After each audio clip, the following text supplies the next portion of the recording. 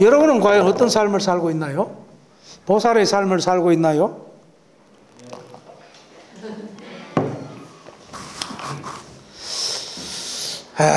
고통을 부르는 고통의 삶을 살고 있는 거 아닐까요? 고통 속에 살아도 이승이 좋다고 이렇게 사는 거 아닐까요? 개똥밭에 굴러도 이승이 좋대요. 보살은 무소득의 이치를 터득한 사람이다. 또 보살은 반야바라밀을 체득한 자이다. 이런 의미가 보살이 반야바라밀다를 이지하는 연고로, 이런 이야기입니다. 자, 그러니까 이 반야바라밀다에 이지하게 되면 얽매임 없는 자유자재의 삶을 살게 된다.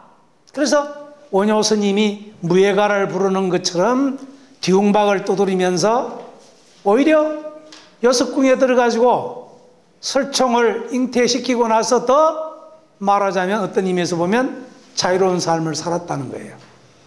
원효 스님은 소승거사라고 썼대요. 여러분, 이게 무슨 자죠? 무슨 하자입니까? 아래하.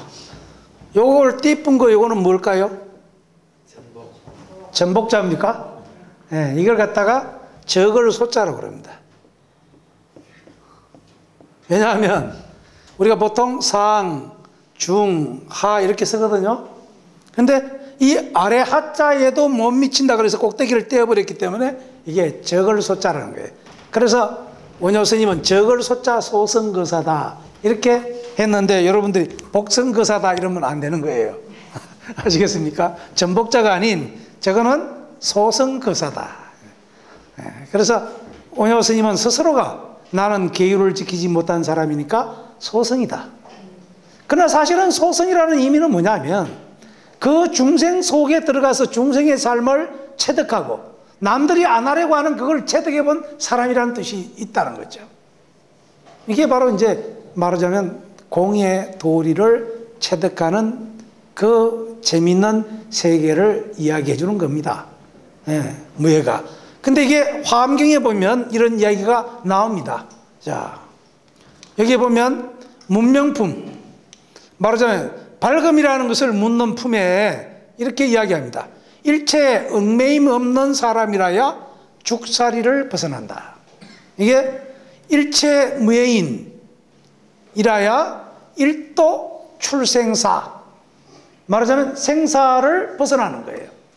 일도 출생사. 일체 무예인, 걸림이 없는 삶, 자유자재한 삶을 살아야 생사로부터 벗어난다. 죽사리 바퀴돌이라 그러죠. 윤회하는 거를 죽사리 바퀴돌이라 그럽니다. 윤회, 바퀴처럼 돌아간다. 죽고 산다 이거. 죽으면 뭡니까? 산다는 건 생. 그래서 생사, 죽사리 바퀴돌이. 말이 됩니까?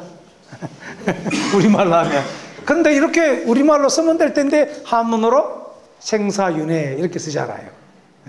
그러니까 이 생사윤회를 벗어나는 길은 일체에 얽매임 없는 삶이어야 된다. 그래서 첫째, 심무가예하고, 이 말은 아상과 아집을, 이 울자가 잘못됐네. 아집을 벗어나는 길이 되어야 된다. 그죠? 근데 여러분들은 어떨까요? 우리가 사는 곳 가운데 아까도 이야기했듯이 대머리 여인하고 사귀는가 보다 라고 생각하는 것처럼 우리는 새로운 공의 세계를 주면 공의 세계가 또 따로 있는 줄로 생각을 합니다. 공의 세계가 따로 있는 게 아니라 지금까지 갖고 있는 그런 관념들을 놓아버린 세계, 그걸 갖다가 우리는 본래의 삶, 이걸 이야기하는 거예요. 그게 공이다는 거예요. 그렇게 되면 이게 걸림이 없으니까 그러면 어떻게 되냐? 두려움이 없어진다는 거예요. 왜 두려움이 없어질까? 여러분들 어떻습니까? 어떤 사람이 공동묘지를 지나가는데 늘 귀신 때문에 겁이 나요. 지금은 공동묘지가 잘 없어졌지만 우리 학교도 요 뒤에 가면 묘지가 많이 있어요. 산에 올라가는데. 근데 산에 올라가라 그러니까 밤에 옛날에는 묘지를 지나가지고 집에 오는 길이 많았대요. 그래서 스님을 찾아가서 도저히 귀신 때문에 안 되니까 저한테 뭘 좀 이길 수 있는 법을 가르쳐 주십시오. 그래가지고 이 스님이 부적을 하나 주었어요. 그래가지고 부적을 이 가슴에다가 넣고 다니니까 그날로부터는 귀신이고 뭐고 스님이 주는 이 부적 때문에 나는 귀신으로부터 벗어났다 이렇게 생각했대요. 그래가지고 큰 잠을 잘 자고 다음날 가서 스님한테 스님 너무너무 고맙습니다. 오늘은 귀신한테도 걸리지도 않고 잠잘 때도 그렇게 고민도 없고 굉장히 좋았습니다. 웬걸 한 일주일이 지나고 나니까 그 다음에는 뭐가 문제냐? 이 부적이 없어지면 어쩔까? 이 부적 때문에 또 이제 병이 난 거예요. 그래서 스님한테 갔습니다. 스님, 밤에 잠잘 때도 혹시 부적을 누가 가져가 보면 어쩌나? 내일 아침에 내가 갈 때 부적을 또 내놓고 가면 어쩔까? 걱정이 이게 이만저만이 아닙니다. 부적의 병이 든 거죠. 인간은 그런 존재입니다. 자유자재해라 그러니까 자유자재라는 병에 걸려 있는 거예요. 무슨 말이냐 하면 그러니까 이것이 또 하나의 새로운 공이라고 하는 거짓공, 악취공을 만들어내고 있다라는 사실입니다. 그래서 이 사람한테 그 공의 세계를 벗어날 수 있는, 공의 세계로 들어갈 수 있는 길을 일러주는 게 뭐냐. 이제는 이거 필요 없다 그러고 팍 터뜨려버린. 이게 필요 없다. 만약에 처음부터 부적을 주지 않는다면 이 사람은 영원히 아마 귀신으로부터 벗어날 수가 없었을 거예요. 그렇지만 이 부적이라고 하는 걸 통해서 그 사람이 귀신이라고 하는 문제를 잊어버릴 수가 있었던 거죠. 이제는 이걸 없애는 거죠. 그럼 만약에 처음부터 만약에 야, 그 귀신 없는 거다. 그럼 잘 모른다는 거예요. 그래서 지금껏 반야신경에서는 그 앞에 있는 이야기를 하기 위해서 온개공을 이야기하고 안이비설신을 이야기하고 색성양미촉법을 이야기하고 그래서 온개공의 세계를 설명을 하고 무명으로부터 시작해서 무명이 다음까지도 늙고 병들어 죽음까지도 없어지는 12연기법을 통해서 사성제 팔정도의 세계를 이야기해 줬다 이 말이죠. 왜 그렇게 이야기했느냐? 그것은 바로 이 무소득고라고 하는 사실을 가르쳐 주기 위해서 무지영무덕의 세계를 가르쳐 주기 위해서 그랬다는 겁니다. 바로 그것이 우리 마음속에 공포, 두려움이 없습니다. 여러분 어떻습니까? 어떤 사람이 그 밤에 꿈을 꿨는데 뱀이 입속으로 쑥 들어갔대요. 그러니까 이 사람이 밥 먹고 그냥 배가 움직이면 뱀이 그냥 움직이는 것 같고 그냥 병이 들어가지고 엑스레이 찍어보니까 없어요.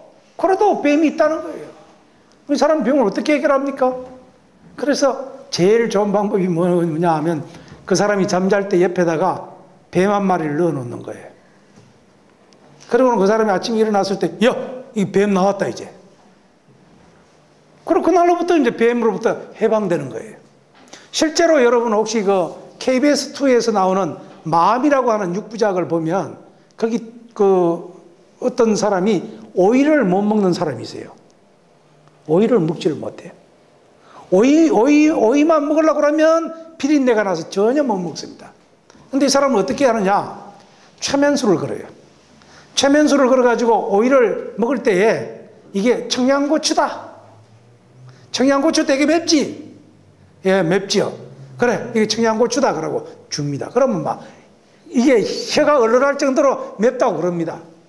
그 나중에는 그냥 이 최면을 걸지 않고도 그 오이를 주면 그 오이를 그냥 깨끗이 먹을 수 있게 되는 겁니다. 뿐만 아니라 어떤 사람은요, 그 천병이라는 게 있죠, 천병. 혹시 뭐 이게 이런 데 이야기해도 될지 모르겠지만 질랄병이라고 그러잖아요. 그런데 그 천병도 실제로 천병이라는 게 이게 뇌 속에 뭐를 이렇게 그 누르는 게 있어서 그렇대요. 혹이 생겼다거나 그래가지고 간질이 생기는데 그게 없이도 생기는 경우가 있대요. 자기가 의식적으로 나는 간질이다 이래가지고 간질병을 일으킨 사람도 있대요. 신기하잖아요. 사람이 스스로 없는 걸 만들어가지고 그걸 갖다가 스님들은 뭐라 그러냐면 귀신 신하라 까먹는 소리다 이렇게 해요. 또 귀신 방구 끼는 소리 하고 있네 이럽니다. 쓸데없는 소리 한다 이거죠. 근데 사람들은 그 쓸데없는 데 취해서 우리가 거기에 취해가지고 병을 일으킨다는 거예요. 그러니까 그럴 때는 어떻게 합니까? 마음의 병이기 때문에 마음의 병을 없애는 방법은 뭡니까? 그게 본래 없는 거죠. 근데 제가 여기 이빨 치료하러 가보니까 이빨은요, 그건 도저히 그게 안 되더라고요. 그럼 왜냐하면 그게 마음의 병이 아니잖아요. 이빨 통증이 오는 병인데. 예? 여러분 여기 톱으로 다리를 쓴다고 생각해 봅시다. 그런데 안 아프다 그런다고 안 아파집니까? 절대 그렇지 않습니다. 요즘 심리학적으로 연구해 보면요, 다리가 한쪽이 없는데도 비 오는 날 이런 때 보면은 왼쪽 발가락이 건지럽대요. 발가락이 없는데 왜 왼쪽 발가락이 건지러울까요?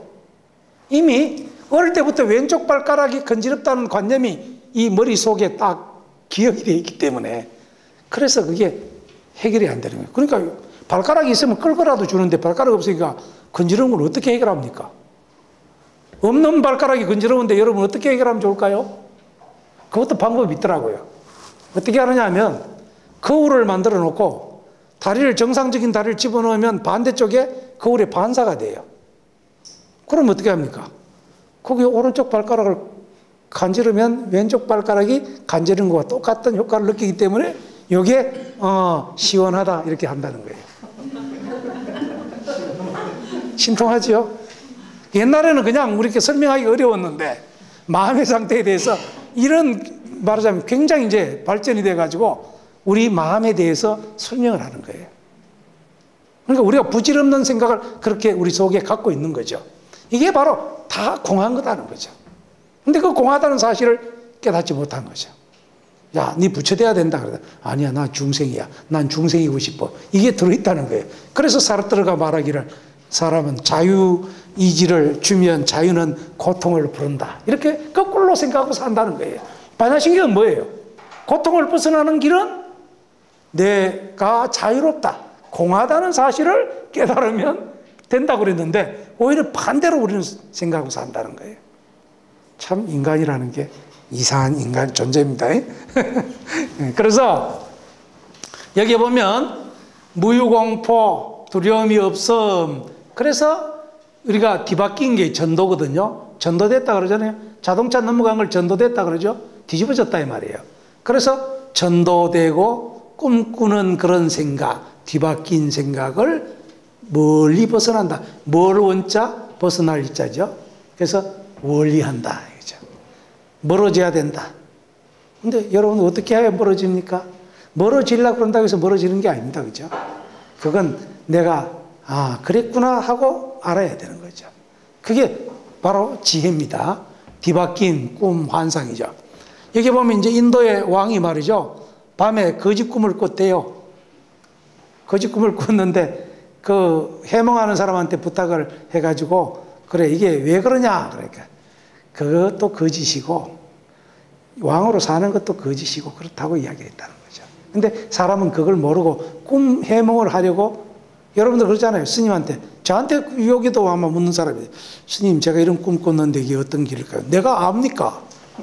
물론 꿈 해몽책에 보면 나오긴 해요. 왜냐하면 우리가 없는 세계를 만들었기 때문에 그 없는 세계를 만든 이유가 있긴 있어요. 그렇기 때문에 설명이 됩니다. 그러나 그건 설명을 해준들 어쩔 겁니까? 그렇잖아요. 이 세상 사는 것도 꿈인데 그렇잖아요. 근데 그 꿈을 나보고 해몽해달라? 해몽하기가 좀 곤란하죠. 해몽해주면 거기에 붙들려 사니까. 여기는 보면 이제 중국 헌재가 기와장 하도 이제 꿈 해몽을 잘한다는 사람이 있으니까 거짓말로 꿈 이야기를 해줬어요. 거짓말로 뭐냐 하면 기와장이 우리 궁궐에 있는 기와장이 하나 떨어지는데 기와장이 말이죠. 떨어지다가 바로 난조가 돼가지고 날아가서 이게 뭔지 한번 해몽해보라. 그러니까 꿈 해몽가가 뭐라고 해몽했느냐 하면 여기 궁녀가 무슨 문제가 있을 것 같습니다. 에이 거짓말쟁이. 그랬는데 진짜 오후가 되니까 궁녀 하나가 탈이 났습니다. 그래서 이 해몽가가 이야기하기를 꿈이라고 하는 것은 결국 우리 마음이 만들어낸 세계이기 때문에 임금님께서 그런 거짓말을 하기 위해서 꿈을 꾸었기 때문에 그것이 현실화된 것입니다. 인간의 마음이라는 게 그렇다는 거예요. 그러니까 여러분의 마음이라는 게 어른임에서 보면 굉장히 무서운 거죠.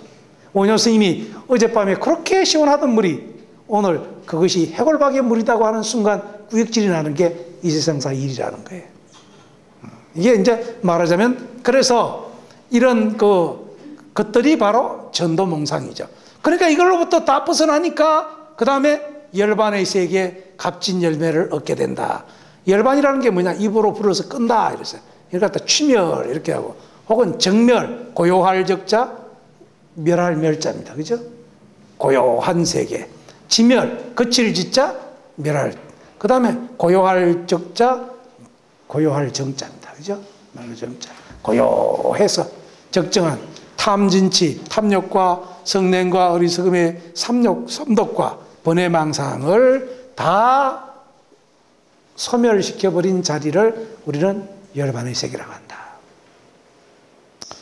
이러되면 이제 아마 대머리 여인을 생각을 안 하겠죠. 쓸데없는 꿈을 꾸고 있다는 거죠, 우리가. 뭐 대머리 여인뿐이겠습니까?